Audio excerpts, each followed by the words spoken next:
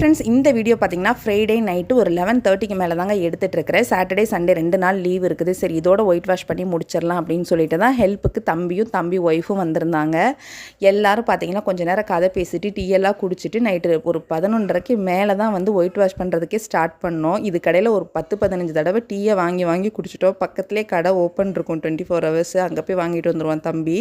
இது வந்து white wash பண்ணுறது வேறு யாராவது சம்பளம் கொடுத்து கூட பண்ணியிருக்கலாம். ஆனால் இது வந்து எல்லோரும் சேர்ந்து பண்ணும்போது வேலை கொஞ்சம் சீக்கிரமாக முடியும்.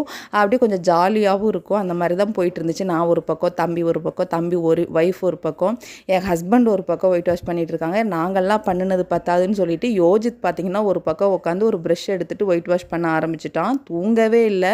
கிட்டத்தட்ட ஹால் ஃபுல்லாக ஒயிட் வாஷ் பண்ணிவிட்டு படுக்கும்போது காலையில் 5:30 ஆகிடுச்சு. இன்னும் கிச்சன் இருக்குது, பெட்ரூம் இருக்குது. இதுக்கப்புறம் எந்தெந்த ரூமுக்கு ஒயிட் வாஷ் பண்ணுறோம் அப்படிங்கிறத கண்டிப்பாக அப்டேட் பண்ணுறேன்.